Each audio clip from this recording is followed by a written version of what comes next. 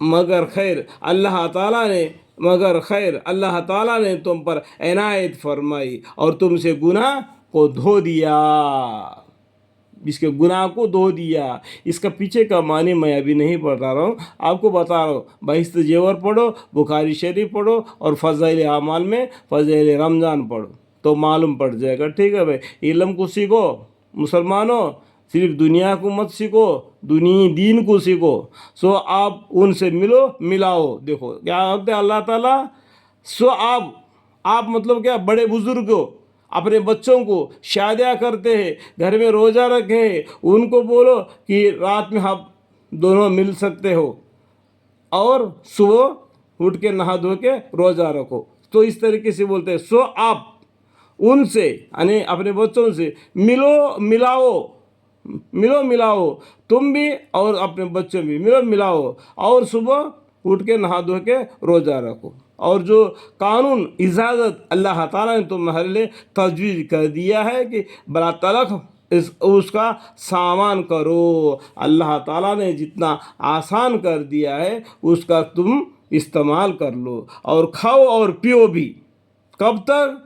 उस वक़्त तक कि तुमको सफ़ेद खद यानी नूर सुबह सादक मुतमाइज़ हो जावे साया खत से, यानी अंधेरा की रात में क्या है, काला बादल जाके सफ़ेद बादल या लाल बादल जो सूरज निकलते वक्त आता है, उस वक़्त तक खाओ और पियो भी। उस वक़्त तक कि तुमको सफ़ेद खत यानी नूर सुबह सादक मुतमाइज़ हो जावे साया खत से। फिर सुबह सादक से रात तक रोज़ा पूरा किया करो। सुबह से लेके मगरिब के नमाज से पहले पहले तक रोज़ा रखा करो। जो फजर की सुबह खा लिया और सो गया कि फजर की नमाज कज़ा होगी, ये क्या हो गया? फिर रोज़ा रखा, खा पिया और फजर की नमाज पढ़ लो और सो जाओ। और उसके बाद में चास्त की नमाज है, इशराक की नमाज है, उसको पढ़ लो। फिर जोहर की नमाज पढ़ के सो जाओ, यानी उस चास्त नमाज पढ़ के जोहर की नमाज तक सो सकते हो। उसके बाद में जोहर की नमाज से लेके असर की नमाज तक आराम करो और असर की नमाज पूरा होने के साथ में मगरिब की नमाज तक को वो खरीद में मत लोगो, फल फलाली खरीद के लाना है। मैं रोज़ा रखा है कि मैं मगरिब के टाइम पर रोज़ा खोलना है करके बाज़ार जाके बाज़ार में ख़रीदने में मत लगो। असर से मगरिब तक अल्लाह का ज़िक्र में मशगूल रहना, कुरान शरीफ की तिलावत करते रहना। एक खजूर से रोज़ा फूल कर सकता है। एक खजूर खा लिया, एक गिलास पानी पी लिया, हो गया। मगरिब की नमाज पढ़ लिया, घर आके पेट भर खाना खा लिया।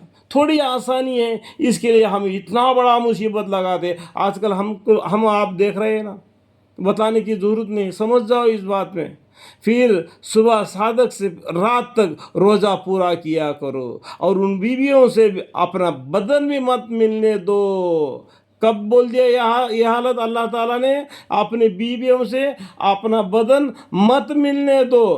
कब? तुम एतकाफ में हो, जब मस्जिदों में एतकाफ में बैठे हो तो दूर से बातचीत क्या करो।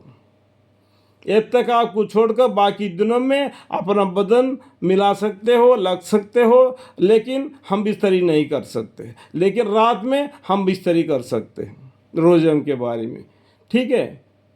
और खाना पीना मना है। समझ में आ गया? उसका भी मसला है, हम यहाँ पर नहीं बताना चाहते, आप हदीस में पढ़कर मालूम कर लो, ठीक है। और उन बीवियों से अपना बदन भी मत मिलने दो जिस ज़माने में कि तुम लोग एतकाफ वाले हो मस्जिदों में। उस टाइम पर अपने बीवियों से बिल्कुल हाथ तक लगने नहीं देना, दूर से बात करना, ठीक है। उसके बारे में भी बुखारी शरीफ में लिखा है। पैगम्बर सल्लल्लाहु अलैहि वसल्लम अपने बीवी अम्मा आयशा ज़ियादा ने बातचीत करते थे मस्जिद के अंदर से, ठीक है। खुदाबंदी ज़ाबतें है, ये क्या है? खुदाबंदी ज़ाबतें है, ये अल्लाह का हुक्म है। سو ان سے نکلنے کی نزدیک بھی مت ہو. دیکھو یہ اللہ کے حکم ہے, اس سے باہر نکلنے کی نزدیک بھی مت آ جاؤ, دور ہی رہو, یہ اللہ کا حکم ہے. اسی طریقے سے عورتوں کے بارے میں بھی لکھا ہوا ہے. عورتوں کے کیا کہ نکاح مطلب کوئی لوگ طلاق دیتے ہیں نا, اس ٹائم پر کے بارے میں بھی لکھا ہے. خداوندی ضابطے ہے, اسے آگے مت نکلو. اس کے بارے میں بہت سی معنی ہے, یہاں پر نہیں بتانا چاہیے, لیکن میں نے آگے بڑھ کر بات چیت کیا. ٹھیک ہے, ایک خداوندی ضابطے ہے, سو ان سے نکلنے کی نزدیک بھی مت ہو. اس طریقے سے اللہ تعالیٰ تم کو ڈراتے بھی ہیں. اس طرح اللہ تعالیٰ اپنے اور احکام بھی لوگوں کی اصلاح کے واسطے, فائدے کے واسطے بیان فرمایا کرتے ہیں. یہ اپنے لیے فائدہ ہے. کل قیامت میں آنے والی چیز یہی ہے. یہ دنیا یہی رہ جائے گا, یہ گھر مکان سب کچھ یہی رہ جائے گا. اپنا جگہ وہی ہے. کہاں ہے معلوم ہے, وہی ہے.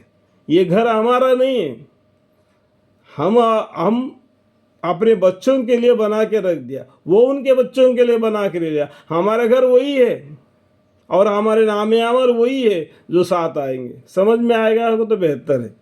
ٹھیک ہے, اصلاح کی اور احکام بھی لوگوں کی اصلاح کے واسطے بیان فرمایا کرتے ہیں. اللہ تعالیٰ کا حکم کیا ہے وہ بتلا دیتے ہیں.